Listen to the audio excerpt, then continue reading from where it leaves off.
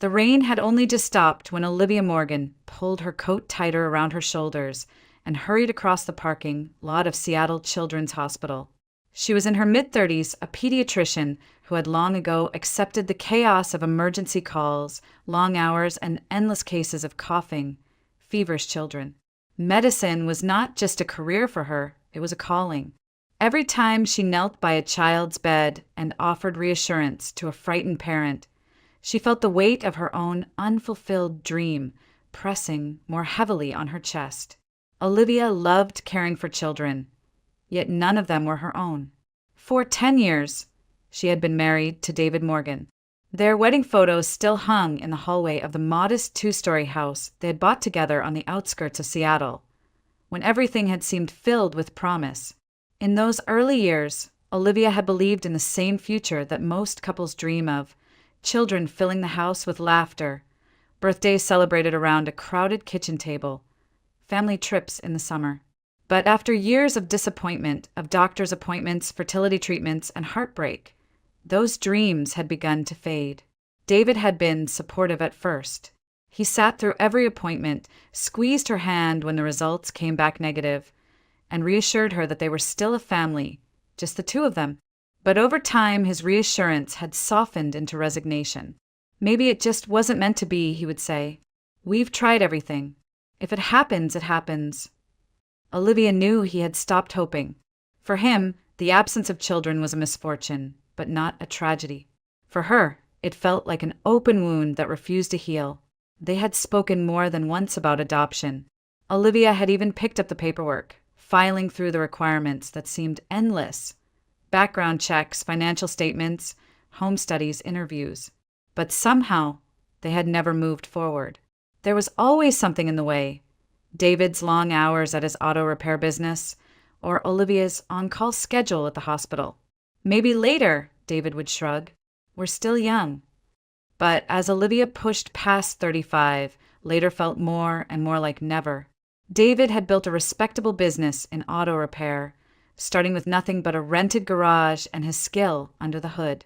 Over the years, he had turned it into a small but successful company that contracted with dealerships across Washington. Olivia admired his drive, the way he could make connections with people, how customers trusted him. But the success came with a cost. He traveled often, sometimes for a week at a time, to handle contracts in other cities, to meet suppliers, or to settle problems with clients. It's just business, he always said, tossing his duffel bag into the trunk. At first, Olivia accepted it without question. She understood ambition, understood the sacrifices careers demanded. But as the years went on, the absences became harder to bear. Coming home to an empty house after 12-hour shifts at the hospital left her with a loneliness she struggled to ignore. She tried to fill the silence with books, with long walks through their neighborhood, with phone calls to her best friend. Yet none of it could replace what was missing. In the rare evenings when David was home, he was charming, attentive even. He would bring back gifts from his trips, a necklace from Portland, a set of handmade mugs from Spokane. He would kiss her on the forehead and tell her he missed her, and for a little while, she would almost believe that everything was fine. But the pattern repeated itself. He left again, and the house sank back into its silence. Olivia sometimes caught herself wondering if her longing for children had created the distance between them, if the pressure of failed treatments had driven them apart. She never accused him of anything. Why would she? David had always been good to her, patient, never cruel. And yet, something about his trips unsettled her. She dismissed the thought whenever it arose, telling herself she was being paranoid. He worked hard, after all. Someone had to keep the business alive. Her colleagues admired her dedication. Patients adored her. Parents trusted her. Yet when Olivia returned home at night, kicking off her shoes in the entryway, the quiet seemed to echo louder than the chatter of the hospital hallways. She sometimes imagined what it would be like to hear the footsteps of a child rushing toward her, to see drawings taped across the refrigerator door, to feel a small hand slip into hers. That yearning made her love her work all the more. She gave each young patient the kind of tenderness she hoped one day to give her own child. She crouched beside their beds, brushed hair from sweaty foreheads, and told stories to distract them from needles and tests. And when parents thanked her, sometimes with tears in their eyes, she smiled and swallowed the ache that rose in her throat. 10 years of marriage had taught Olivia patience, endurance, and the art of hiding her own sorrow behind a professional smile. On the surface, her life looked stable: a successful career, a hard-working husband, a comfortable home. But beneath the surface ran the silent current of unfulfilled dreams. And woven through it all was the pattern of David's frequent trips, excused as business, accepted without question, and dismissed as unavoidable. Olivia could not know it yet, but those absences were not just business. They were the shadows of another life, running parallel to her own, hidden just out of sight. And soon, that shadow would step into the light, unraveling the world she thought she knew. The pager on Olivia Morgan's hip buzzed just after dusk. She had been finishing paperwork at the nurse's station when the call came in. A 5-year-old girl, high fever, persistent cough, and shortness of breath. Possible pneumonia. Olivia grabbed her coat, signaling to the young nurse on duty to come along. It wasn't technically her shift. She had taken it to cover for a colleague, but duty was duty. And children couldn't wait. The ambulance carried them through slick Seattle streets, the wail of the siren cutting through the evening quiet. Olivia sat in the back, running through possibilities in her mind. RSV, pneumonia, even something more severe. She reminded herself to stay calm. Sometimes the most frightening symptoms in children were the easiest to treat, but sometimes they hid something dangerous. The nurse chattered nervously beside her about her own children, about the flu season, about how parents always seem to panic. Olivia listened with half an ear, her thoughts elsewhere. The apartment building wasn't far from downtown. They climbed 2 flights of stairs before a worried woman opened the door. Amanda Ruiz looked pale, her hair pulled back hastily, her eyes red from sleeplessness. "Please come in," she urged, leading them inside. The girl lay in a small bed near the window, her cheeks flushed, breath coming in shallow gasps. Olivia immediately crouched down beside her, introducing herself gently. "Hi, sweetheart, I'm Dr. Morgan. Can I listen to your breathing?" Grace blinked at her with watery eyes, clutching a stuffed rabbit close. Amanda hovered anxiously. "She's been sick for a week. The doctor said it was a cold, but it's not getting better. Today, she can hardly breathe. The fever won't break." Her words tumbled over each other, the panic clear. Olivia placed the stethoscope against Grace's chest, listening intently. Crackles, labored breaths, her brow furrowed. This wasn't something that could be managed at home. "She needs more than we can do here," Olivia said firmly. "We'll admit her to the hospital tonight for observation and treatment. I'll call ahead to the pediatric unit." Amanda pressed a hand to her mouth, eyes wide. "Hospital? Oh God, will she be okay?" "She's strong," Olivia reassured her, forcing calm into her voice. "But we need to rule out pneumonia and we'll start antibiotics if necessary. The sooner, the better." Amanda nodded shakily, then turned toward the kitchen. "David, can you bring Grace's medical file?" she called, voice trembling. Olivia straightened, glancing toward the doorway, expecting a stranger to emerge. Instead, the world seemed to tilt beneath her feet, because the man who walked into the room, medical papers in hand, his expression tightening the moment he saw her, was her husband. David Morgan froze mid-step. For one suspended second, neither of them breathed. His eyes widened, his jaw clenched, and then he forced a smile that didn't reach his eyes. Amanda looked between them, oblivious. "This is my husband, David," she said, relief in her tone, as if the presence of a second parent could somehow steady her. Olivia's chest constricted, her stethoscope suddenly heavy around her neck. The puzzle pieces fell into place with a sickening clarity. The unexplained business trips, the gifts, the absences. For years, she had wondered but never asked. And now, the answer stood before her, in the form of a man she thought she knew, and a family she had never imagined. Her throat burned. She wanted to scream, to demand answers, to collapse. But the child, gasping for air on the bed, anchored her. She forced her face into professional neutrality, nodding stiffly. "We'll need to transfer Grace immediately," she said, her voice clipped but steady. David handed over the folder without a word, his eyes pleading with hers, silently begging her not to expose him, not here, not now. Olivia took it, her fingers brushing his for the briefest moment, and pulled back as if burned. She turned to Amanda, focusing on the young mother's panic instead of her own unraveling heart. "We'll arrange transport. You'll ride with her, and we'll meet the admitting team at the hospital. She'll be in good hands." Grace's small hand tugged at Olivia's sleeve. "Will Mommy come with me?" she whispered.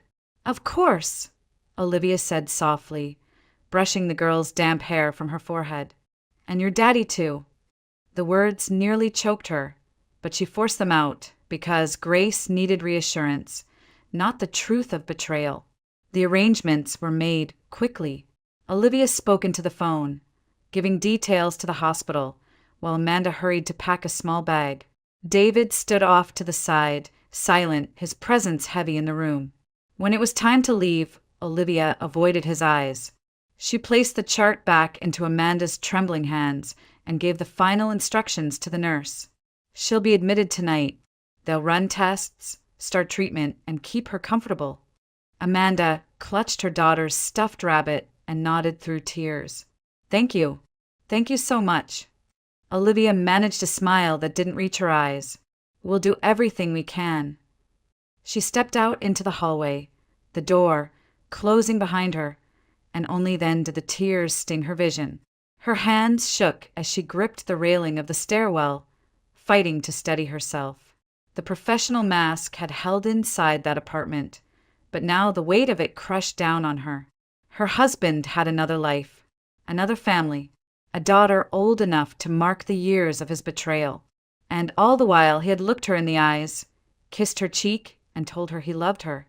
As the ambulance pulled away with Amanda and Grace inside, Olivia stood on the curb, her breath clouding in the cold night air. The sound of the siren faded, leaving her in silence. Her world had just split in two, and nothing would ever be the same. The house was dark when Olivia returned. She had driven on autopilot, the city lights blurring into streaks across her windshield, her mind replaying the same scene over and over. David stepping through that doorway, Amanda's relieved smile, Grace calling for her parents, each memory cut deeper than the last.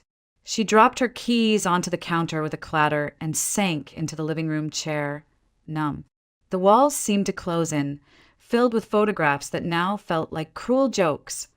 Wedding pictures, vacations, holidays celebrated as though their life together had been real. The front door creaked open near dawn. David stepped inside, his shoulders hunched, his steps tentative. He looked less like the confident businessman she knew and more like a man caught in a crime he could no longer deny. Olivia didn't rise. She watched him, her eyes burning with unshed tears, waiting. Finally, he broke the silence. "Olivia," he began, his voice hoarse, "I need to explain." "Explain?" Her laugh was sharp, bitter. "Explain what, David? That you have a daughter? That you've been living another life for 6 years? That while I was crying over fertility tests and adoption forms, you were raising a family across town?" David flinched. He lowered himself onto the couch opposite her, burying his face in his hands. "I never wanted it to happen this way. I didn't plan it." 6 years isn't an accident, Olivia snapped. Her voice cracked, but the fury carried it forward. 6 years of lies. 6 years of business trips and excuses. Do you have any idea what that did to me? He lifted his head, his eyes wet. I met Amanda by chance. She brought her car into the shop. We talked. She was kind and I was lonely, I guess. It started small, I swear. A couple of dinners and I thought it would end there. But then She told me she was pregnant. With Grace. Olivia pressed her fists against her knees, trying to steady the trembling. And you stayed. You built a second life while pretending this one still mattered. I didn't want to lose you, he said desperately. I still loved you, Olivia. I still do. But I couldn't walk away from my child either. Grace is mine. She needed me. The words hollowed her out. He had said my child so easily when she had spent years longing for the very thing he had found elsewhere. Her voice broke as she whispered, "And what about me? What about the nights I cried myself to sleep because I couldn't give you a family? What about the life we planned, the child we were supposed to raise together?" Tears blurred her vision, finally spilling over. She had held them back in Amanda's apartment, but now they came in a flood. Her body shook with sobs that seemed to tear from the depths of her chest. David reached toward her, but she recoiled as if his touch might burn. "Don't," she choked out. "Don't you dare touch me." He withdrew his hand slowly, guilt etched across his face. "I never wanted to hurt you. I thought I could keep both lives separate. I thought I could manage it. But I was wrong. I see that now." "You thought you could have two families," Olivia said, her voice cold despite the tears. "You thought you could lie to me, lie to her, and somehow keep us both in the dark. But you can't love two women and raise two families without destroying them both. You didn't just betray me, you made my whole life a lie." He bowed his head. "Amanda's pregnant again," he admitted quietly. 3 months along. The final blow landed like a stone to her chest. Another child, another tie binding him to the life he had chosen behind her back. For a moment, Olivia couldn't breathe. She stared at him, hardly recognizing the man she had once trusted with everything. "Get out," she whispered. David looked up, stricken. "Olivia, get out." Her voice rose, trembling with fury and despair. "Take your lies, your excuses, your second family, and get out of this house. I can't look at you. I can't breathe the same air as you." He hesitated, as if waiting for her to relent, but she didn't. She stood, her face streaked with tears, her body rigid with rage. 10 years, David. 10 years I believed in us, and all the while, you were living with someone else. You were a husband in name only. You were never really mine." For the first time in all their years together, he had no defense left. He rose slowly, walked to the bedroom, and began gathering his things in silence. Olivia stood rooted to the living room floor, listening to the sounds of drawers opening and closing, the rustle of clothes being stuffed into a bag. Each sound felt like a nail sealing the coffin of their marriage. When he returned to the doorway, duffel bag slung over his shoulder, his face was pale, his eyes haunted. "I'm sorry," he said, his voice barely audible. "I'll never stop being sorry." She didn't answer. She turned her face away as he left, the door clicking shut behind him. The silence that followed was deafening. Olivia sank to the floor, pressing her hands over her face, sobbing until her body ached. The betrayal was more than an affair. It was a second existence, a life built on the ruins of her own. And she had been blind to it all. In that moment, amidst the wreckage of trust and the ache of 10 wasted years, Olivia knew one thing with brutal clarity. Their marriage was over. The days that followed were a blur. David had packed his bags and left, the echo of the closing door still reverberating through the house long after he was gone. Olivia wandered through the empty rooms, each one heavy with memories, now poisoned by betrayal.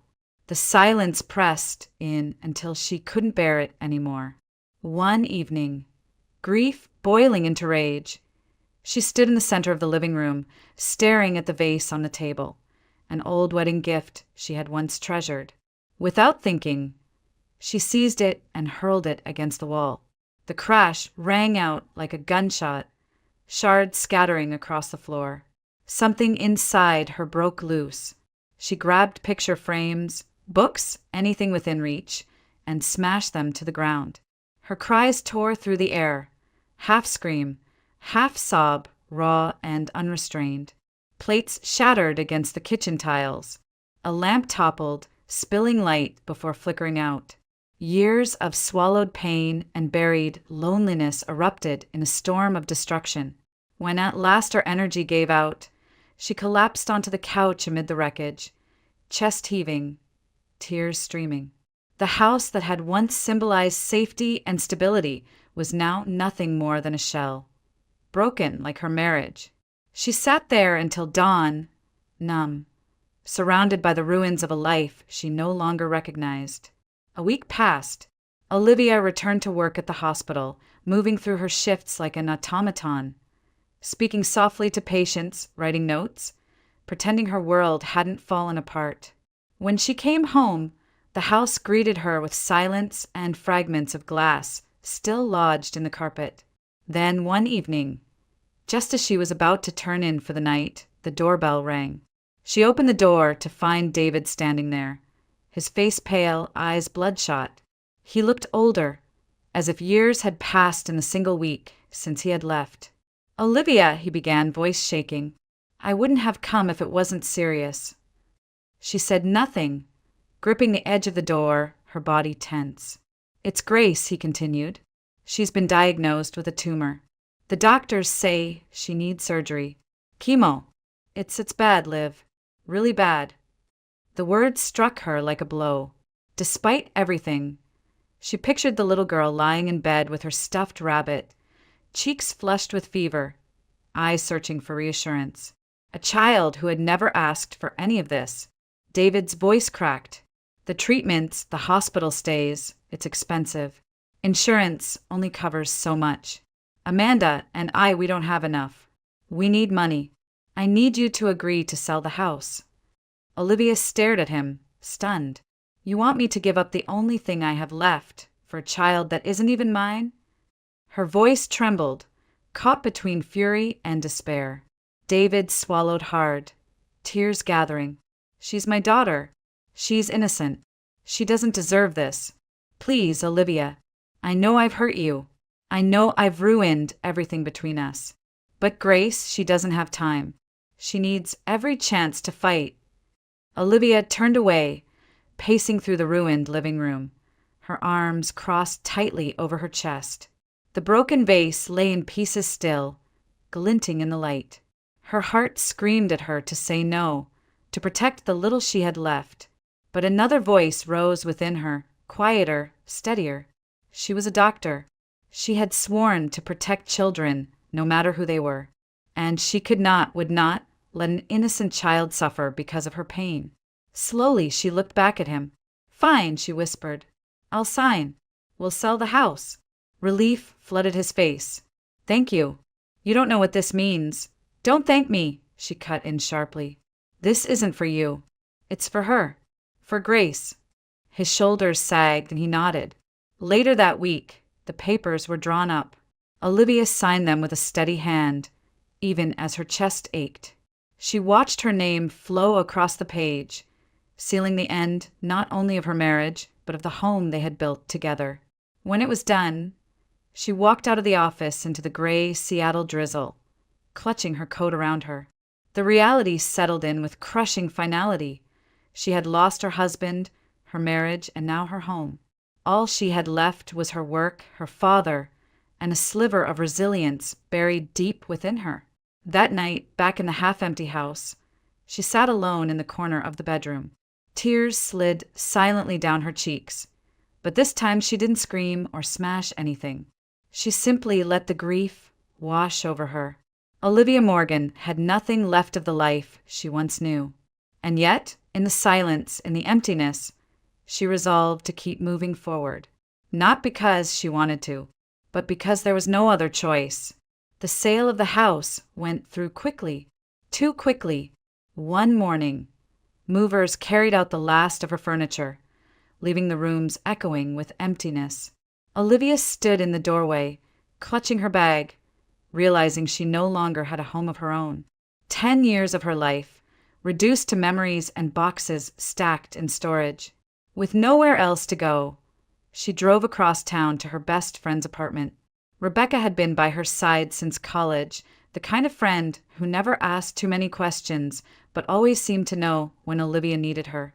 When she opened the door and saw Olivia standing there, pale and weary, she pulled her into a hug without hesitation.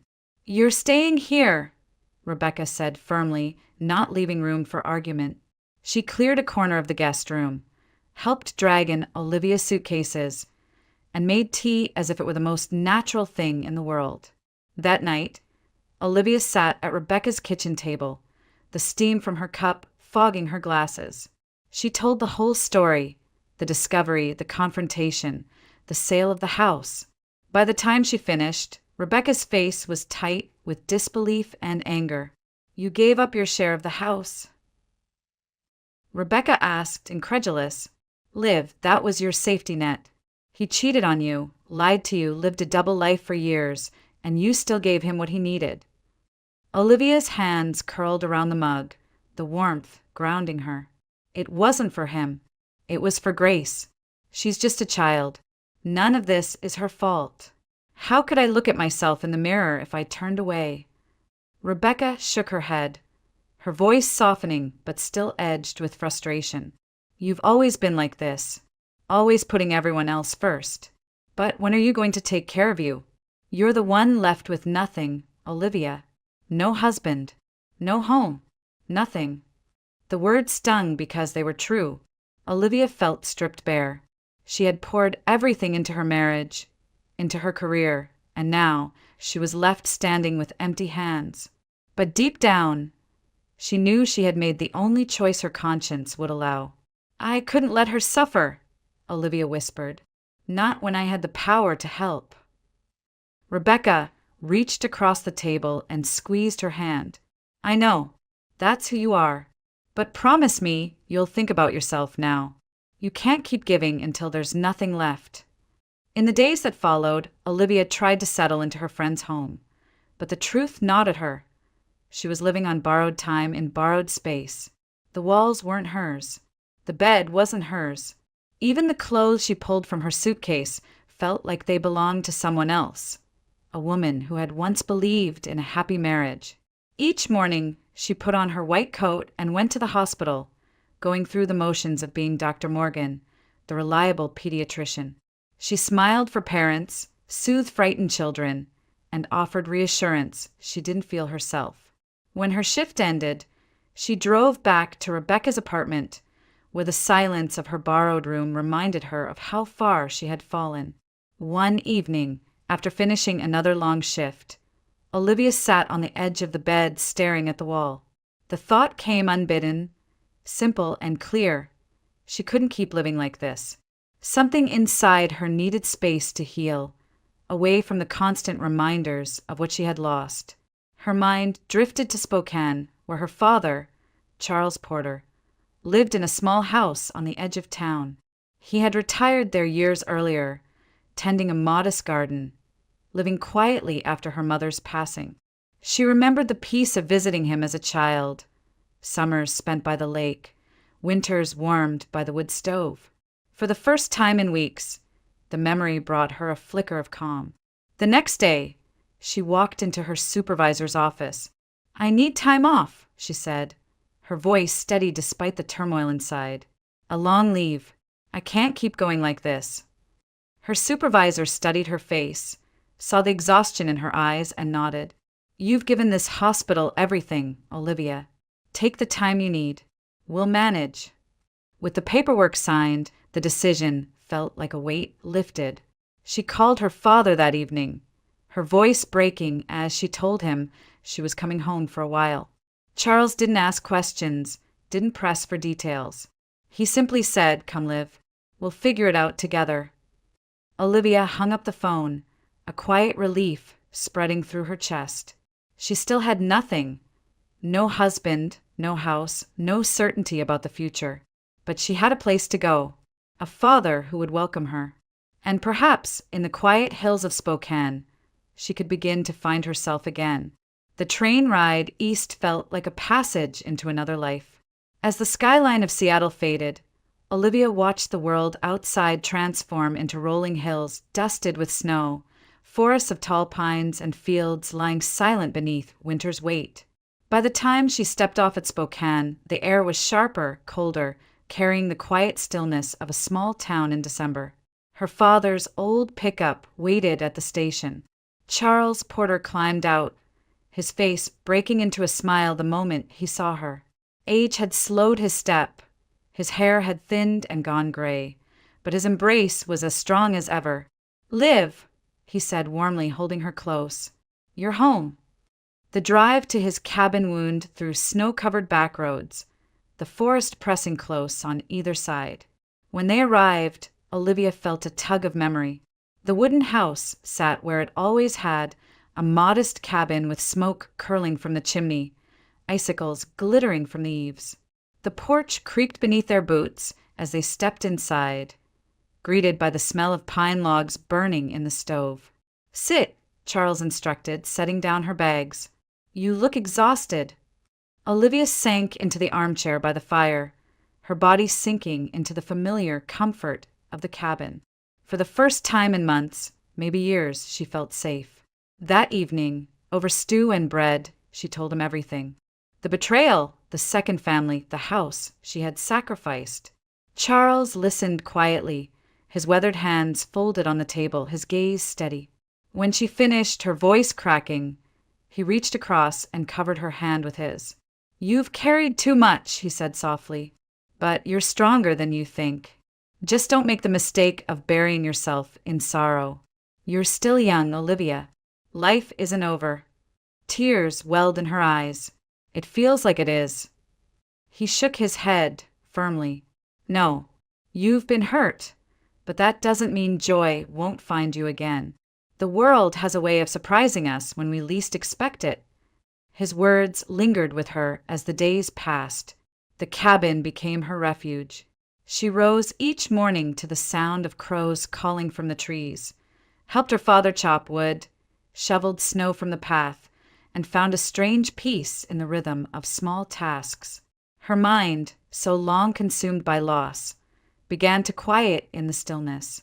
One afternoon, wrapped in a wool coat and scarf, Olivia stepped outside to fetch firewood. The sun hung low, casting long shadows across the snow. As she struggled to lift a heavy log, a voice startled her from across the fence. "Careful there. Those things aren't light." She turned quickly. A man stood at the edge of the neighboring property, bundled in a dark coat, his breath misting in the cold. He had kind eyes, lined with the weight of years, and a face that carried both strength and sorrow. "I'm fine," Olivia replied, adjusting her grip. "Maybe," he said with a faint smile, "but even the strongest people deserve a hand sometimes." He stepped closer, offering to help. Charles appeared on the porch just then, calling out, "Michael, haven't seen you in weeks. Come say hello. This is my daughter, Olivia." Michael Porter crossed the yard, crunching through the snow. He extended a gloved hand. "Nice to meet you, Olivia. I've heard plenty about you from your father." She shook his hand, noting the warmth in his eyes. "All good things, I hope." "Of course," Charles chuckled. "Michael's been my neighbor for years. Good man." They carried the wood inside together, settling near the fire. Conversation flowed easily, surprising Olivia with its simplicity. Michael spoke of his work as a contractor in town, of the challenges of keeping busy during the winter. He mentioned his divorce quietly, in the tone of someone who had learned to live with the scar. Olivia, though hesitant at first, found herself sharing pieces of her own story, not the rawest parts, but enough for him to understand she too carried her own wounds. They didn't trade pity. Instead, there was a recognition, an unspoken understanding that life had taken from both of them. The room filled with the soft crackle of the fire, the rhythm of voices weaving through the quiet. When Michael finally rose to leave, brushing snow from his coat, he offered a smile. "It's good to have you back in town, Olivia. Sometimes new faces make the winter feel a little less long." After he left, Charles gave his daughter a knowing look. "Good man, that one. He's had his share of heartbreak, too." Olivia shook her head quickly. "Dad, I'm not." I know, he said gently. I'm not saying anything more. Just, it's nice to have company. That night, lying beneath the quilt in her old room, Olivia stared at the ceiling. She wasn't ready for anything new. Her heart was still raw, her wounds still bleeding. But for the first time in a long while, she had felt a spark of connection. Not romance, not yet, but understanding. And in that quiet understanding, there was comfort. The winter deepened outside, snow piling higher against the cabin walls. Inside, Olivia began to breathe again, her pain softening in the presence of her father's steady love and the unexpected kindness of a neighbor who understood loss as well as she did. Winter lingered in Spokane, but the days slowly grew brighter. Olivia found herself settling into a rhythm she hadn't known in years. Quiet mornings with her father, evenings spent reading by the fire, and walks along the snow-packed road where the trees bowed heavy with frost. Yet more and more often, her days included Michael Porter. It started simply. He stopped by to drop off firewood when Charles was out of breath. He brought over jars of preserves his mother had canned years ago, still stored in his basement. Olivia, in turn, brought him soup when he caught a cold, checked his blood pressure one afternoon when he seemed dizzy. Their lives brushed against each other in small, ordinary ways that gradually grew into something steadier. One afternoon, Michael offered to drive her into Spokane proper to look at apartments. "You can't stay with your dad forever," he said as they passed the frozen river glinting beneath the sun. "You need a place that's yours." She hesitated, fingers twisting in her lap. "It feels like I'll never belong anywhere again. That house in Seattle, it was supposed to be my home. Now it's gone." Michael glanced at her briefly before returning his eyes to the road. "Home isn't just walls. It's where you choose to build again. I know it doesn't feel that way right now, but you'll see." The apartment they found wasn't large, but it had a wide window overlooking a quiet street lined with birches. The landlord promised the lilac bush outside would bloom in the spring. Standing there in the empty room, sunlight pooling across the bare floor, Olivia felt a flicker of possibility. For the first time since losing everything, she could imagine belonging again. Michael helped her move in, hauling boxes from her father's truck, fixing the crooked cabinet door, and laughing when she struggled with the stubborn lock on the balcony.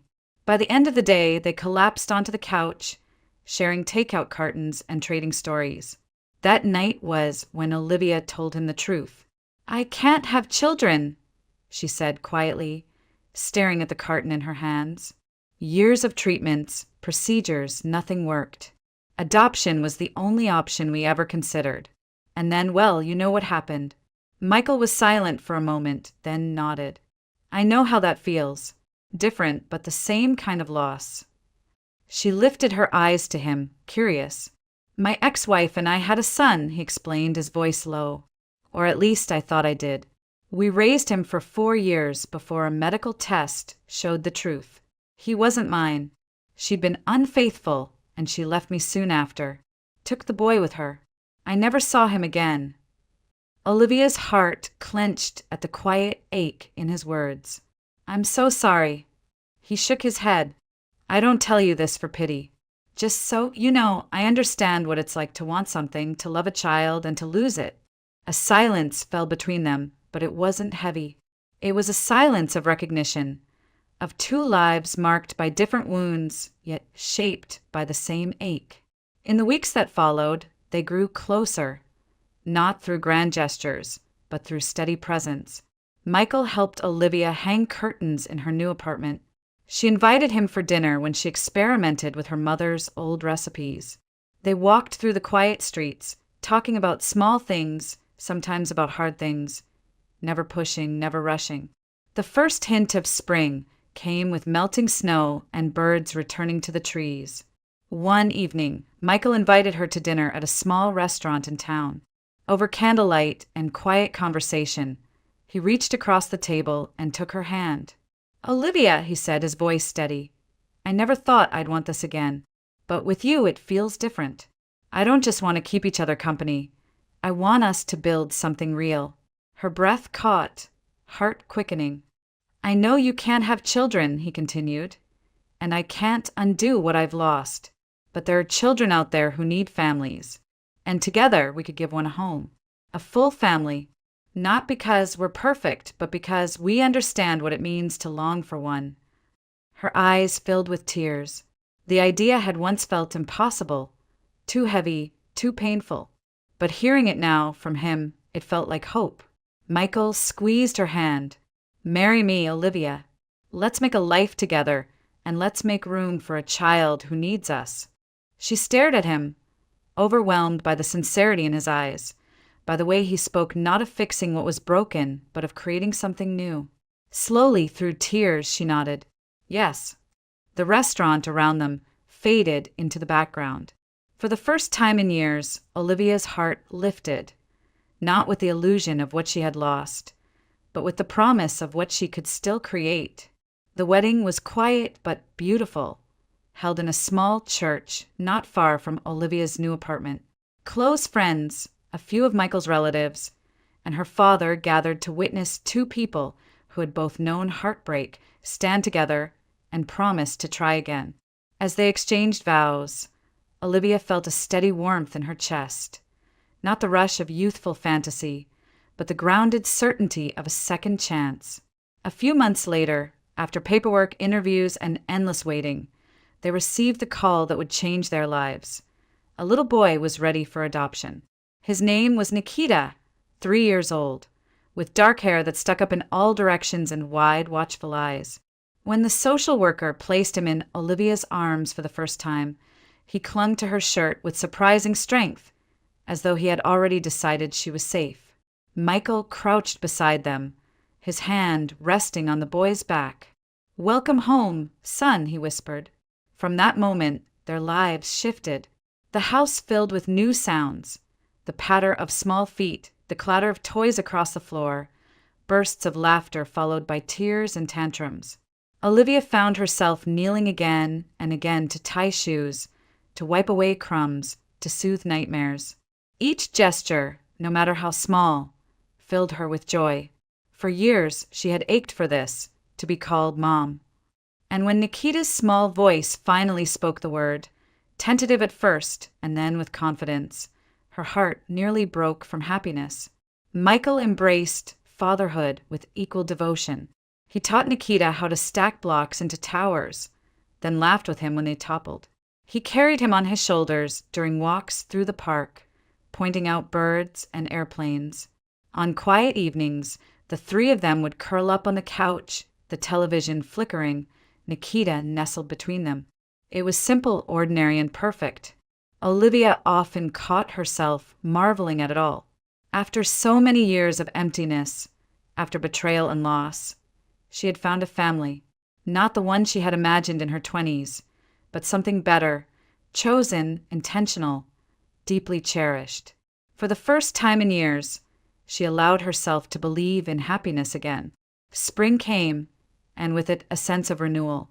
The lilacs outside their apartment bloomed, just as the landlord had promised, their fragrance drifting through the open windows. Nikita toddled after butterflies in the courtyard, while Michael and Olivia watched from the balcony, their hands entwined. It was during this season of peace that the unexpected happened. Olivia had been feeling strangely tired, her appetite erratic, small waves of nausea interrupting her days. At first, she dismissed it as stress, as the adjustment of motherhood. But when the symptoms persisted, Michael gently suggested she see a doctor. Sitting in the clinic, Olivia felt a familiar dread. She had spent years in sterile rooms like this, waiting for answers that never came, only heartbreak. When the doctor entered with a smile, Olivia braced herself for the inevitable disappointment. But the words that followed left her stunned. "Congratulations," the doctor said warmly. "You're pregnant." For a moment, the room spun. Olivia blinked, certain she had misheard. That's impossible," she stammered. "I was told I couldn't." The doctor shook his head. "It's rare, but not impossible. Infertility isn't always absolute. Sometimes the body surprises us." Shock gave way to disbelief, then to tears that spilled down her cheeks. She pressed her hands over her stomach, as if to shield the miracle inside. A child. Her child. After all the years of longing, of grieving, of telling herself it would never happen, life had given her this gift. That evening, she told Michael.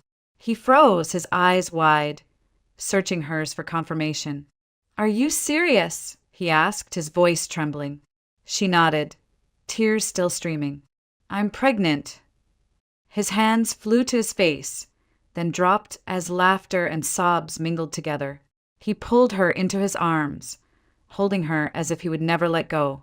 "I can't believe it," he whispered into her hair. "After everything, after all we've lost, we're being given another chance." They wept together, overwhelmed by joy, by the impossibility of it all. Michael pressed his hand gently against her stomach, awe in his eyes. "Our family," he said softly. "It's growing." The months that followed were filled with both exhaustion and anticipation. Michael painted a small nursery, while Nikita proudly carried stuffed animals into the room, announcing that his baby brother or sister would need them. Olivia, though nervous, felt stronger than she had in years. Each kick inside her reminded her that hope had not abandoned her after all. One autumn morning, their daughter was born. As Olivia cradled the newborn against her chest, with Michael by her side and Nikita peeking curiously from the doorway, she felt the weight of her journey. Betrayal, loss, sacrifice, all of it had led here. To this moment, to this family. Tears blurred her vision as she whispered to the tiny child in her arms, "You are our miracle." And in that room, filled with warmth and new life, Olivia finally understood. Happiness was not about the life she had lost, but about the one she had built from its ashes. The hospital room was quiet except for the soft cooing of a newborn. Olivia lay back against the pillows, exhausted but radiant, her daughter nestled against her chest. Michael sat beside her, his eyes never leaving the tiny face wrapped in blankets. And near the foot of the bed, Nikita bounced on his toes, peering curiously at his new sister. "Can I hold her?" he asked, his voice a mixture of excitement and awe. "Not yet," Olivia said gently, smiling at him. "Soon. She's still very small." Michael ruffled his son's hair. "You'll be the best big brother. She's lucky to have you." Nikita grinned, proudly, hugging his father's arm. For Olivia, the sight was almost too much to bear. Years of longing, of despair and betrayal, had led her here, into a moment so tender it felt like a dream. She pressed a kiss to her daughter's forehead, whispering silently her gratitude for this improbable gift. The months that followed were a whirlwind of sleepless nights and small miracles. Olivia and Michael moved through them together, taking turns rocking the baby, cheering as Nikita adjusted to his role as protector and playmate. Their apartment, once quiet, now rang with laughter, cries, and the chaos of family life. It wasn't perfect. There were nights when exhaustion threatened to break them, mornings when toys littered the floor and dishes piled high. But to Olivia, it was everything she had ever wanted. She carried her daughter on her hip while stirring soup, held Nikita's hand as they walked to the park, and leaned on Michael's steady presence when doubts crept in. Sometimes, in rare, quiet moments, her thoughts drifted to David. He no longer haunted her with anger or longing. Instead, he lingered as a shadow of a past life, a chapter she had closed. One afternoon, while the children napped, she answered an unexpected call. David's voice came through the line, strained but civil. He updated her briefly. Grace was stable, responding well to treatment, in remission for the time being. Amanda had given birth to a healthy baby boy. Olivia listened, her heart steady. "I'm glad to hear that," she said simply. "Truly, I wish them well." There was an awkward pause, as though David expected more, accusations, bitterness, or even nostalgia. But Olivia offered none. She had no space left for resentment. Her life was full now, filled with people who loved her and needed her. They ended the call politely, two people tied only by the memory of what had been. That night, after tucking Nikita into bed and nursing her daughter back to sleep, Olivia stood by the window, gazing out at the quiet Spokane street. Snow fell softly, blanketing the world in white. She thought of Grace, of Amanda, of the boy born into that family. She whispered a silent blessing for them, a hope that they too would find peace. Michael came up behind her, wrapping his arms around her waist. "You okay?" he murmured against her hair. "Yes," she whispered, leaning into him. "More than okay." He kissed her temple, and together they stood in silence, watching the snow fall. As the years passed, their family grew into its rhythms. Nikita thrived in school, protective and kind toward his younger sister, who grew into a spirited child with Olivia's eyes and Michael's smile. The apartment became too small, so they bought a modest house with a yard where the children could play under the lilac bushes. Olivia's career shifted as well. She returned to the hospital part-time, balancing her work with motherhood. Each day, she was reminded of her calling to heal children, but she no longer felt the old ache of emptiness. She returned home to a family that filled the spaces once left hollow. Sometimes, late at night, she reflected on the path that had led her here. The betrayal had nearly broken her. The loss of her marriage, her home, and the life she thought she had built had left her stripped bare. Yet, from that devastation had come clarity. She had learned that endings, however brutal, could open doors to beginnings she had never imagined. Looking at her children asleep in their beds, Olivia felt no bitterness, only gratitude. She had not been defeated by loss. She had been reshaped by it. Her life was not the one she had planned, but it was the one she had needed. And as she held her daughter close one evening, with Nikita's laughter echoing from the yard and Michael's hand warm in hers, Olivia knew the truth with absolute certainty. Sometimes loss is the very soil from which happiness grows. That morning, I opened the door and froze. Standing there in a navy blue suit with a fresh layer of lipstick and a leather bag clutched tightly under one arm, was Virginia Whitaker, my late husband's mother, my mother-in-law, and the woman who had made it her life's mission to remind me, at every opportunity, that I was nothing without her son. She didn't even wait for me to greet her. "We're going to see the lawyer," she said, brushing past me into the house like she owned it. "I know about the house. The one Miss Delilah left you. Why didn't you tell me?" Her voice was sharp, brisk, and utterly devoid of warmth. I didn't answer right away. My mind stumbled over her words. How did she know? I had only learned about the inheritance the night before. I hadn't told anyone, not even Emily. I followed her slowly into the kitchen, my heart thudding with the kind of dread that felt old and familiar. Virginia was already surveying the space like a general inspecting a battlefield. "You're still buying these cheap groceries," she muttered, peeking into my fridge, then letting it slam shut. "And look at Emily, she's skin and bones. You're feeding her junk. Do you even know what she needs?" 7 years of this. 7 years of watching her parade through my home, making comments, undermining every choice I made. And yet I never stopped her, because I thought Emily needed a grandmother, because I didn't want to create more absence after Matthew died. That was always my reason. But lately, it had started to feel like an excuse. She sat down at the table, smoothing out the pleats of her skirt with a practiced grace.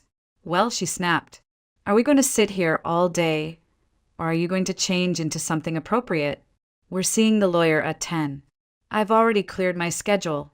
The lawyer, the inheritance, the apartment in downtown Charleston, the cottage on Edisto Island, and the sum of money I couldn't even wrap my mind around yet. It was real. Delilah Boone had left it all to me. I barely remembered her. My late husband's distant aunt, someone I'd only met a few times at dusty family gatherings years ago. But her letter changed everything. I hadn't slept after reading it. I'd sat on the edge of my bed, clutching the envelope, rereading her words until they burned into my chest. "Don't let anyone make decisions for you, Lauren. Not even when they say it's for your own good. Especially then." I wasn't sure what Delilah had seen in me, or why she'd chosen me over a long list of distant relatives. But for the first time in years, someone believed I was capable, and that belief terrified Virginia. She took out a little notepad from her purse and placed it in front of her like it was a weapon. I made a list of what we need to ask the lawyer. Value of the estate, taxes, investment options. We'll talk to a financial advisor after. We need to plan this properly, Lauren. You can't go into this like a child playing with Monopoly money. I blinked. We. Virginia raised an eyebrow. Well, of course. You've never handled anything like this before. And let's be honest, you don't have the best track record with responsibility. Just look at this place. You're overwhelmed. It's written all over your face. Something in me tensed. I looked around my small kitchen. The clean dishes drying on the rack, the morning sun filtering through the thin curtains, the empty cereal bowl Emily had left in the sink before school. This was my life. Not glamorous, but mine. Virginia leaned forward. You're not ready to manage something like this alone. I'll help. I'll take care of it for Emily's sake. For Emily's sake, always those words. She didn't notice the way my fingers curled into fists beneath the table. She didn't see the battle taking shape behind my silence. I had said yes to her control for 7 years. I had let her decide, organize, arrange, approve. I had told myself it was easier, safer, but now, for the first time in so long, I wasn't sure I believed that anymore. And I had a letter in my nightstand that whispered, "You don't have to live this way." I looked at Virginia, her eyes sharp and expectant, her mouth ready to dictate my next move. And I realized I didn't know what would happen next. But I knew one thing. I wasn't going to let her walk all over me again. Not this time. I didn't tell her I'd already seen the lawyer's name in the envelope. I didn't tell her about the way my hands shook when I read Miss Delilah's letter. I didn't tell her anything. Because, truthfully, I was still trying to understand it myself. The night before, after Emily had gone to bed, I got the call. A calm, measured voice on the line introduced himself as Mr. Thaddeus Granger, a notary in downtown Charleston.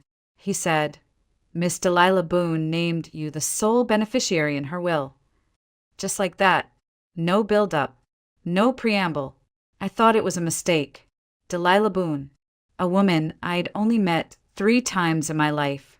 Once at Matthew's graduation from college. Once at our wedding. And once more years ago when she visited us unexpectedly and brought Emily a little silver bracelet she was too young to even wear. I hadn't seen or heard from her since.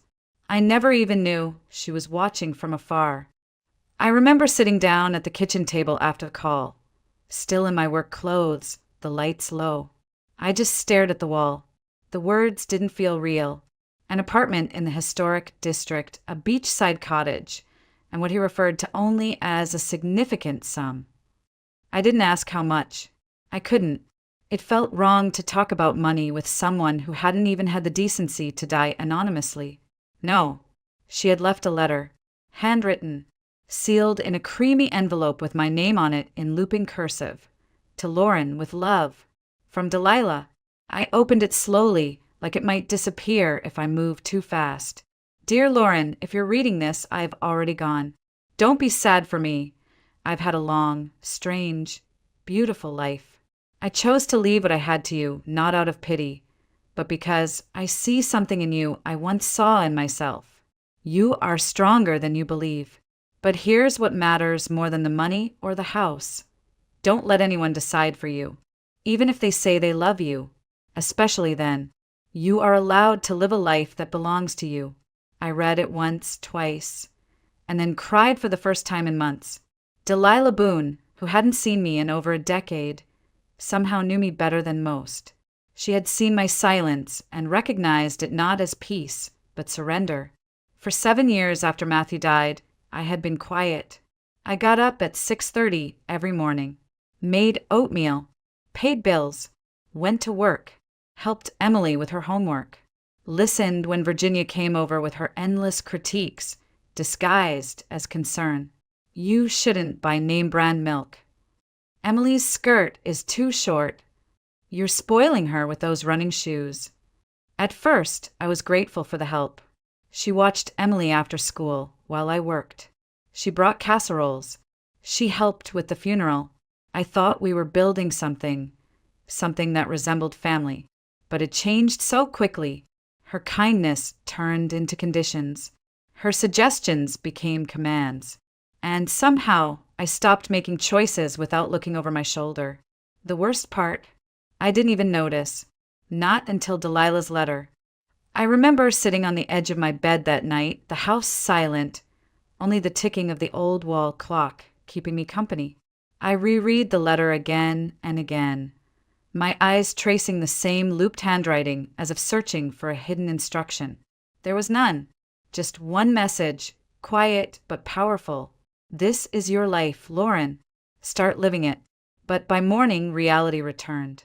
And reality, in the shape of Virginia Whitaker, was now sitting in my kitchen with her list of financial strategies and an urgent desire to seize control. She didn't ask me how I felt. She didn't ask what I wanted. She assumed, as always, that her way was the only way. I stood at the sink and watched her sip her tea. "More sugar," she muttered, not even asking. I added 2 teaspoons and stirred slowly. My fingers were steady, but my chest was tight. "After we visit the lawyer," she said, "we'll stop by the bank. Then we'll need to schedule an appraisal. The apartment might be worth more than what they quoted. I'll handle the calls.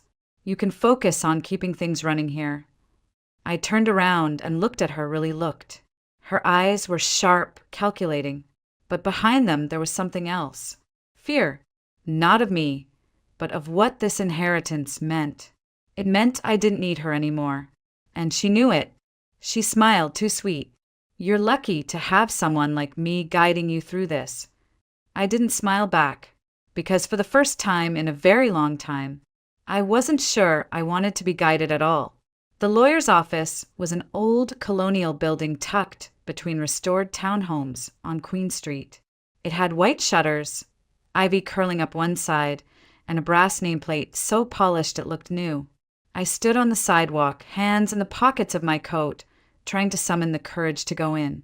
Beside me, Virginia adjusted her scarf with a practiced snap of her wrist. "We're 5 minutes early," she said. "That's good. Gives us time to go over the questions again." She opened her notepad and began reading aloud, as if I hadn't heard it all 5 times already. First, total value. Second, any pending taxes. Third, estimated time of transfer. And fourth, how we'll manage this responsibly. "I've made a budget outline. You'll thank me later." I didn't answer. My breath fogged in the chilly air. I thought about Delilah's letter again. I hadn't brought it with me, but I could feel its weight in my memory, like it had stitched itself into the lining of my coat. We were shown into a warm paneled office by a young assistant with red glasses and a clipboard. Mr. Thaddeus Granger stood as we entered. He was in his 60s, sharp in a 3-piece suit, silver hair combed neatly back, and eyes that immediately flicked from me to Virginia and back again. "Mrs. Whitaker," he said, shaking my hand. "I'm glad you could come. Please have a seat." "I'm her mother-in-law," Virginia inserted quickly. "I'm here to help her navigate all of this. She's never handled anything like it." Mr. Granger gave her a polite nod. "Noted." We sat. He opened a thick folder, adjusted his glasses, and began to speak in a calm, steady voice. "Miss Delilah Boone left a will with very clear stipulations. She named you, Lauren, as her sole legal heir. The estate includes a fully paid townhouse in the historic district, a beach property on Edisto Island, and a financial portfolio currently valued at $3.2 million. The inheritance was prepared in full compliance with South Carolina law. All documents are notarized and pre-cleared." Virginia inhaled sharply. 3.2. Good Lord. Mr. Granger continued. "Delilah Boone also left something else. A personal letter, specifically for you and for your eyes only." He pulled a small, white envelope from the folder and passed it across the table to me. My name was written on it in Delilah's soft, looping hand. Virginia immediately leaned forward. "What does it say?" Mr. Granger shook his head gently. "I'm afraid this is a private letter. Miss Boone made that clear." Virginia's lips thinned, but she said nothing. I slipped the envelope into my purse without opening it. I didn't need to. I already knew what she'd say. Then came the forms, disclaimers, legal documents, signatures. The mood shifted from solemn to mechanical. I signed where instructed. Mr. Granger explained timelines, taxes, estate verification, and 100 other things I'd barely heard. Virginia took notes like she was prepping for a board meeting. Every now and then she'd elbow me slightly and whisper, "Make sure you ask about the utilities," or "Get clarification on capital gains." But I didn't need clarification. I needed space. When we stepped outside again, the afternoon sun had warmed the sidewalk. I felt dizzy, like the world had tilted slightly under my feet. Virginia walked beside me, her heels clicking like punctuation marks. "We'll need to go see the townhouse tomorrow. I want to check the structure, and we'll call a financial advisor. Oh, and you'll need to change the title on the property deed. I'll call my friend at the registry." I stopped walking. "Virginia." She turned, halfway through pulling out her phone. "Yes." "I appreciate that you want to help," I said carefully, choosing each word like it might explode. "But I need to handle this myself." She blinked. "Handle what?" "Lauren, this isn't buying a couch or budgeting groceries. This is serious money. Properties. Investments. This is for Emily's future." "I know," I said, "which is why I need to do it the right way for her and for me." She tilted her head. "You think I don't know what's right?" "I think," I said slowly, "you've spent so long deciding what's best for me. You forgot to ask what I actually want." Her face turned pink. "Excuse me." I held her gaze. "I'm not signing over anything. No power of attorney. No shared access. This is mine, Virginia, and I'll manage it on my own." She laughed once, sharp and humorless. "You think you're ready for this? You've never made a major decision in your life. You think reading a little letter makes you strong." I didn't flinch. No. But surviving 7 years of silence, of biting my tongue while you ran my life, that made me strong. For a moment, the street was quiet except for the wind rustling through the palmetto trees. Then she said it. "If you keep this up, I'll make sure social services hears about it. I'll tell them you're unfit, that you're neglecting Emily for money." I looked at her, and I didn't even feel anger, just clarity. "Then you'd better be ready for what comes next, Virginia," I said quietly, "because you just made this war." That night I didn't sleep. I lay in bed staring at the ceiling, listening to the faint hum of the refrigerator through the walls, the occasional creak of the house settling. In the next room, Emily breathed evenly, her sleep untouched by the storm unfolding outside her awareness. I wanted to protect that peace for as long as I could. I replayed Virginia's threat in my head, word for word. "I'll make sure social services hears about it." The word sounded like something from a bad drama, but I knew her, knew how far she'd go. I had seen her manipulate entire family gatherings with a raised eyebrow and a well-timed sigh. I had watched her twist the narrative so smoothly that by the end, people were apologizing to her for things she had done. I knew she wouldn't hesitate to pull the same trick with authorities if it meant regaining control. But this time I wouldn't be silent. The next morning, I got up before the sun. I made coffee, sat at the kitchen table, and pulled out the old spiral notebook Virginia had shoved into my hands the day before. The one filled with plans, financial charts, bullet points, and underlined phrases like inheritance use priority, education, housing, trust management. Her initials were everywhere, like she had already signed ownership of my life. I flipped to the first page. Then I slowly, methodically tore it out. And the next. And the next. Page after page. I ripped them clean from the binding. I crumpled them into a ball and dropped them into the trash. The notebook felt lighter in my hands after that. Emptier, or maybe just finally mine. I grabbed a pen and turned to a blank page. At the top, I wrote in block letters, my plans. Not hers, not ours, mine. 1. See the townhouse. Alone. 2. Meet the neighbors. Learn who Delilah trusted. 3. Decide what to do with the beach cottage. 4. Talk to Emily. Honestly. No more shielding. 5. Find a lawyer. I paused after number 5. I didn't have to write more. For once, I didn't need to fill the page with instructions. What mattered was that these were my decisions, not reactions to someone else's pressure. Later that morning, Emily shuffled into the kitchen, her hair tangled, eyes still full of sleep. "Hey," she murmured, yawning. "Did Grandma come back?" I smiled softly and poured her some tea. No, but she might. She sat at the table, stirring her tea quietly. After a moment, she asked, "Mom, are you okay?" I met her gaze. She was only 15, but there were moments when her eyes reminded me of someone far older. Of myself, maybe. Or of someone who had had to grow up too fast. "I'm okay," I said. And for the first time in a long time, I meant it. At 10 a.m., the phone rang. I picked it up on the second ring, bracing myself. "Good morning," the voice said. "This is Elena Matthews from the Charleston Department of Family Services. We've received a concern filed about your household. I'd like to schedule a time to talk." There it was. I felt a strange calm settle over me, like something inside had already accepted this moment hours ago. "I understand," I replied. "When do you want to meet?" We arranged a time. 2 days from now. I made a list of documents to prepare.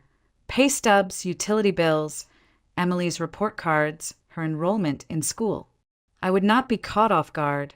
Then I called the one person I wasn't sure would answer. "Justice and Granger Law." A woman's voice answered. "Hi, this is Lauren Whitaker. I saw Mr. Thaddeus Granger yesterday regarding an inheritance. I need to speak with someone about legal protection for myself and my daughter." There was a pause. "Let me transfer you." After a few rings, a new voice came on the line. Calm, professional, male. "I'm Ian Caldwell. What can I help you with, Ms. Whitaker?" And so I told him everything. The inheritance, the threats, the manipulation, the latest call from Child Services. He listened in silence, asking only a few clarifying questions. Then he said, "We deal with these types of situations more often than you'd expect. I'll take your case. You'll need documentation. But if your story is accurate, and I believe it is, we can handle this." I exhaled for what felt like the first time all morning. "Thank you," I whispered. That night, Emily sat beside me on the couch, her homework open on the coffee table but untouched. "Mom." "Yes, sweetheart. I overheard you talking to someone. Are we in trouble?" I shook my head. "No, but someone's trying to cause trouble, and I'm not going to let them." She was quiet for a moment.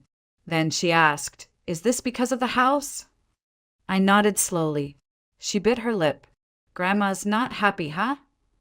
"No," I said gently. "She isn't, but that doesn't mean we have to let her make the rules." Emily looked at me for a long time. "Are we allowed to say no to family?" I smiled, even as something sharp twisted in my chest. "Yes, especially when family stops acting like family." She leaned against me and whispered, "Then I'm glad you are." We sat like that in silence, the night pressing softly against the windows, and I knew I was ready for whatever came next.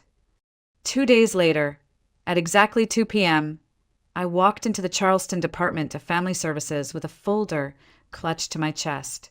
Inside were the documents I'd prepared: pay stubs, Emily's school attendance reports, her honor roll certificate, a list of her extracurriculars, dance, piano, the student leadership group, proof of a normal, healthy, present life. The building smelled like paper and cold air. The woman who greeted me was in her 50s, with tired eyes and a no-nonsense voice. "Mrs. Whitaker, I'm Elena Matthews. Thank you for coming in." We sat across from each other in a narrow office that felt too bright. She opened a file, flipped through some pages, and said, "A report was submitted by a Mrs. Virginia Whitaker. She claims you've become unstable after receiving a large inheritance and are neglecting your daughter as a result." I didn't flinch. Instead, I calmly opened my folder and laid out the pages like armor. I told her about our daily routine, about Emily's academic progress, her social life, our dinners together, the stability of our finances. I told her that the inheritance had been received less than a week ago and that, outside of paperwork, nothing in our day-to-day life had changed. I told her the truth, and I told her, delicately, about Virginia. I didn't say she was manipulative. I said she was concerned. I didn't call her controlling. I said she struggled with boundaries. But I made it clear this was not about child welfare. This was about power. Elena listened closely, occasionally jotting things down. "We will need to do a home visit," she said finally. "Speak with your daughter, possibly a few neighbors." I nodded. "That's fine." She offered a small smile. "You seem prepared, Mrs. Whitaker." "I've had time," I said. That evening, back at home, Emily sat curled on the couch, her schoolbooks scattered in front of her. "How was it?" "It went well," I said. "They're going to come talk to you. Just be honest, okay?" "Okay," she nodded. "I will." She hesitated before adding, "What if they believe her?" I paused. Then I sat beside her and took her hand. "Then we show them the truth. Together." The next morning, the second attack came. I was drinking my coffee when the landline rang, one of the few times anyone ever used it anymore. "Hello." A voice I hadn't heard in years answered. "This is Cynthia Whitaker," she said flatly. "Virginia's daughter. My sister-in-law. She lived in Columbia and hadn't visited in over 3 years. I spoke with Mother," she said. "She told me everything. I can't believe what you're doing." I blinked. "What exactly am I doing, Cynthia?" "Cutting her out. Refusing to let her help. Taking that inheritance like it makes you better than the family who supported you." I laughed softly, not out of humor. "Supported me? Virginia controlled me. There's a difference." She huffed. "That's rich coming from you, Lauren. You were barely getting by. Now you think you're too good for help." "I don't need her to manage my life," I said calmly. "That doesn't make me ungrateful. That makes me a grown woman." She scoffed. "Well, just know, you're breaking this family apart." "I think it broke long before I said no," I replied and hung up. The next day, Virginia escalated again. I came home from work to find Emily sitting stiffly at the table. Her cheeks were red, her mouth tight. "Grandma came by," she said. I froze. "What?" "She brought someone. A man. She said it was her friend from church, but I think he was a lawyer. They talked about the will. She tried to ask me questions about you. If you seemed different, if you'd said anything strange." "I didn't say anything, Mom, I promise." I dropped my bag and pulled her into a hug. "It's okay, baby. You did exactly the right thing." I didn't cry in front of her, but I did later in the bathroom with the door locked. Not because I was afraid, not anymore, but because I was tired. Tired of the manipulation, tired of the threats, tired of the way Virginia treated love like a leash. The next morning, I met with Ian Caldwell, my lawyer, at his office. "She's pushing toward contesting the will," I told him. "She's planting doubt, talking about Delilah's state of mind, saying she was old and not thinking clearly." He nodded. "Typical angle. If we can confirm Delilah Boone was of sound mind when the will was drafted, and that you had no undue influence, she has no case." "I have her handwritten letter," I said, "and maybe more. There were neighbors, people Delilah trusted. She wasn't isolated." "Good," Ian said. "We'll need statements and medical records if we can get them." That afternoon, I drove to the townhouse. I hadn't seen it yet. Not in daylight. Not since I became its legal owner.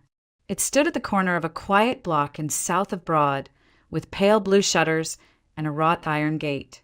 There was ivy climbing the bricks and a mailbox with Delilah's last name still etched in brass. I stepped inside and something shifted in me. The high ceilings, the warm, worn floors, the old books on the shelves, and framed photographs on the mantel. It didn't feel like a stranger's house. It felt like someone had been waiting for me.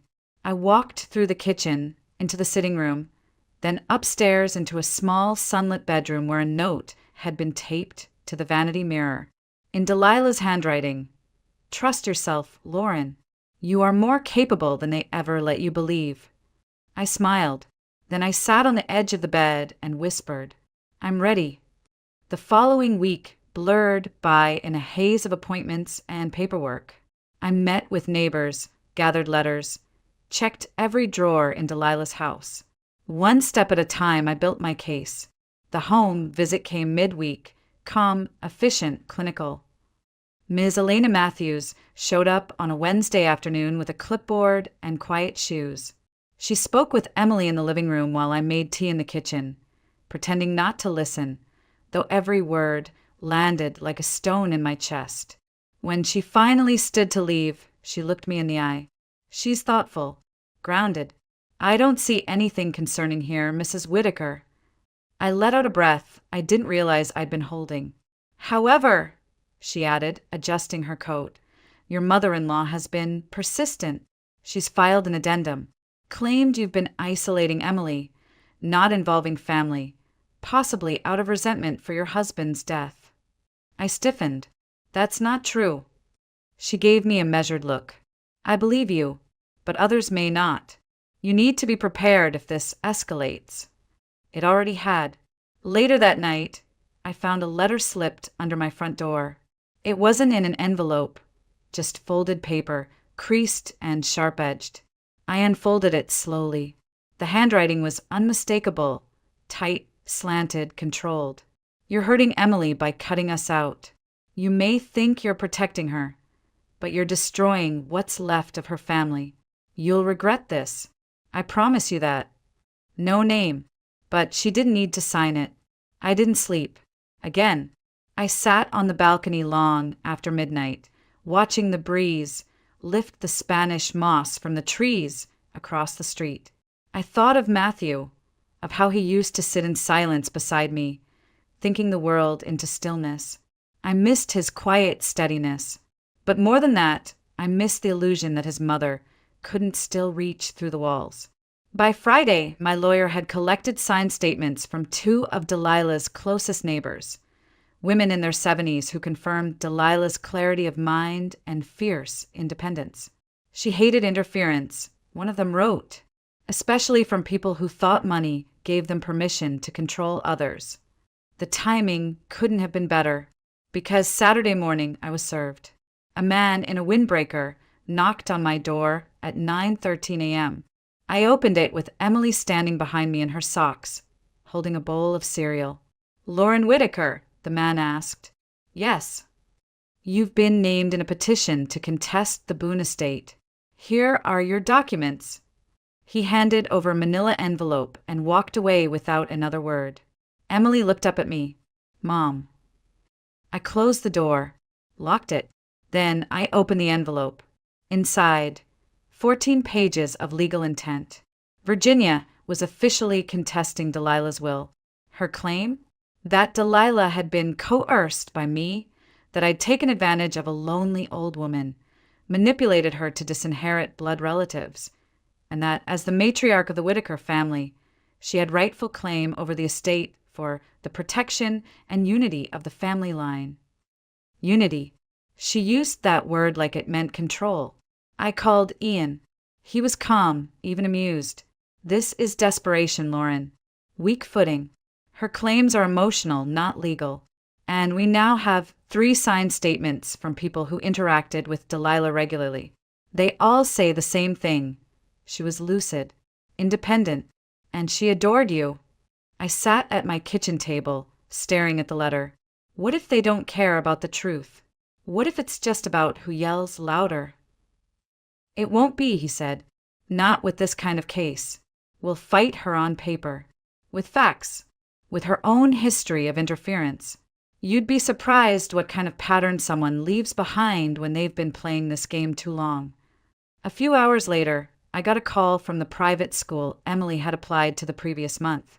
They were offering her a partial scholarship based on her academic record and extracurriculars. It wasn't the full amount, but with the inheritance, I could cover the difference easily. I wanted to tell someone. I wanted to call Matthew, or even Delilah, but all I could do was smile at Emily as I gave her the news. She threw her arms around me. We're getting out of here, aren't we? I nodded. We are. That evening, I returned to the townhouse. I walked from room to room again, this time more slowly with purpose. I opened the drawers in Delilah's old writing desk, looking for anything she might have left behind. Notes, photographs, evidence of her state of mind. What I found was better. In the bottom drawer, tucked between faded stationery and a yellowed ledger, was a folder.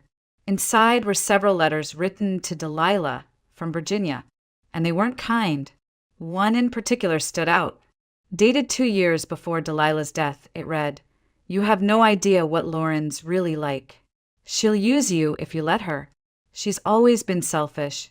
She hides it behind that sweet voice and weak posture, but trust me, she's not who you think she is." Delilah had underlined that last sentence and written beside it in firm ink. Maybe I'm the only one who actually sees her. I closed the folder with shaking hands. This was everything.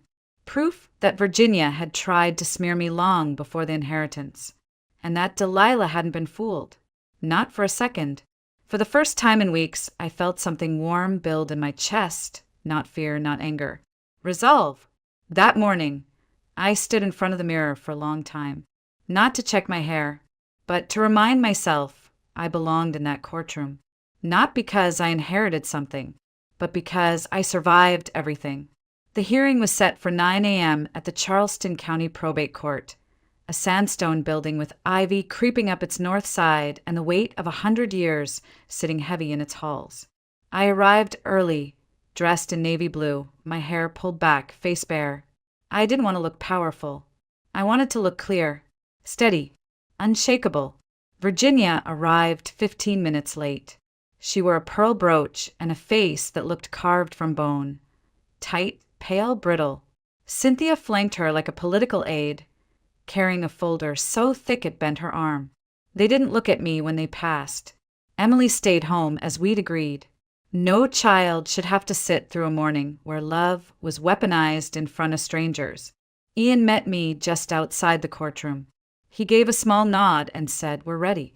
You know the judge. Stern but fair. Stick to the truth. Let them dig their own hole." Inside, everything was quiet except for the shuffle of papers and the murmur of formality.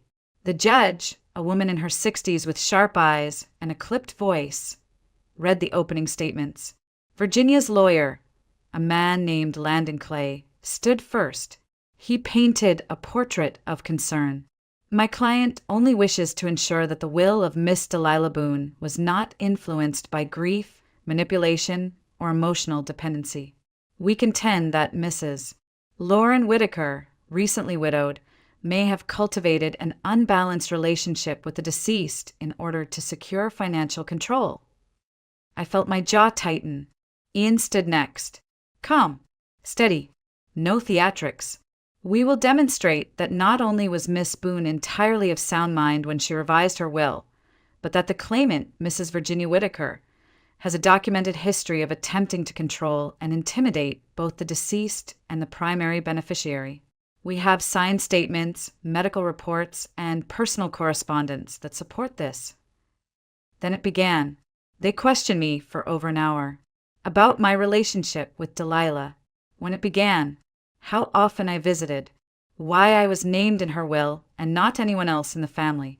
I answered truthfully, no embellishments, just the shape of what happened. She invited us over every Thursday, I said. She taught Emily how to play checkers. She told stories about the history of Charleston, the Boone women, how every generation passed something on except the last. She said she was tired of legacy being measured in dollars, that she wanted her house to be a space of healing. Clay scoffed. Sounds poetic. I shrugged. Delilah was. When it was Virginia's turn, she stood like a statue, her voice polished and theatrical. Delilah was lonely, she said. She was vulnerable. And Lauren, well, I don't want to speak ill, but she knows how to seem small. It's a performance. She convinced Delilah she was the only one who cared, when really she just wanted control. The judge raised an eyebrow. Do you have evidence of coercion? Virginia hesitated. No, but I know her. I've known her for 15 years. Ian stood. Your Honor, we'd like to submit a series of letters, written by Mrs.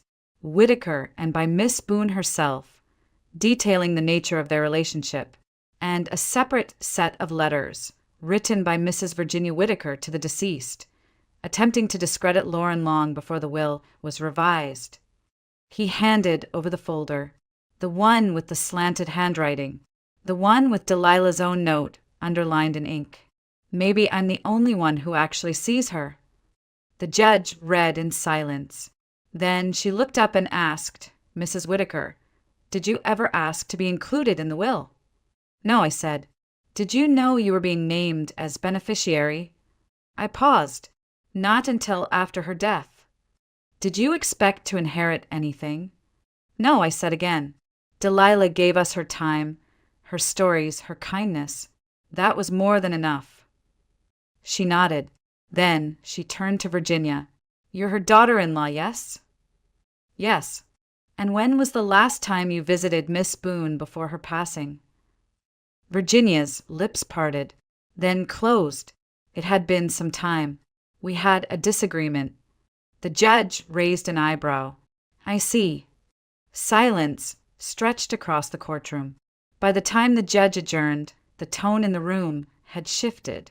I could feel it, like a window opening after weeks of suffocation.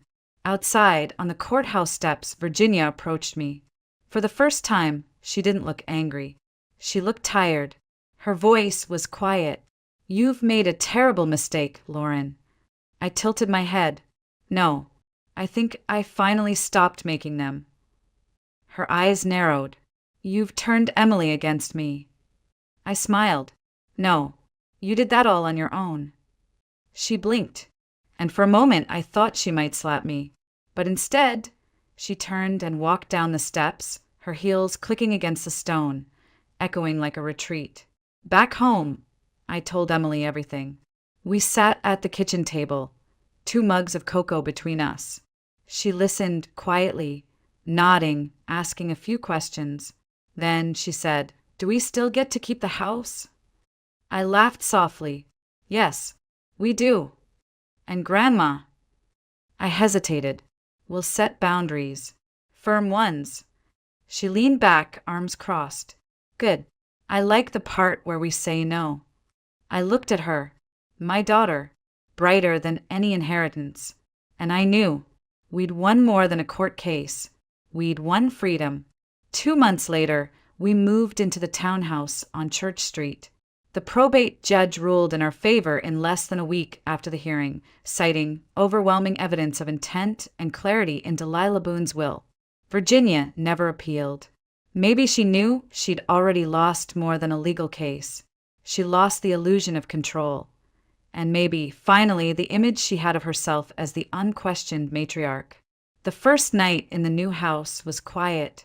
Too quiet, almost. Emily wandered from room to room in socks, marveling at the old creaky floors and hand-painted tiles in the bathroom. In the kitchen, she opened a drawer and pulled out a set of tarnished silver spoons, holding them up like museum pieces. Do you think Delilah used these every day? She asked. I smiled.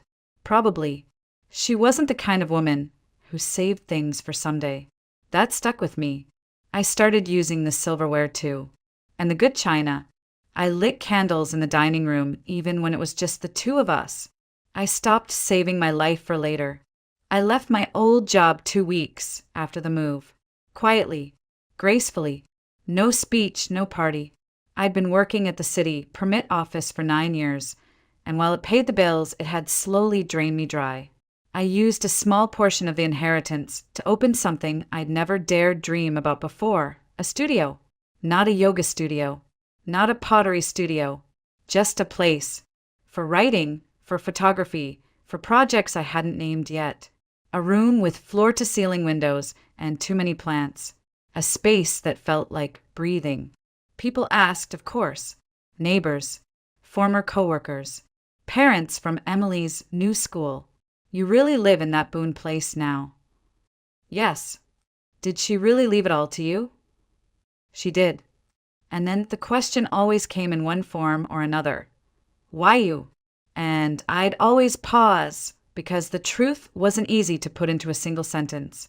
Delilah left me the house because I listened, because I stayed, because when the rest of the world saw an old woman with dusty curtains and a strange family, I saw someone who refused to be invisible. She didn't just leave me a house.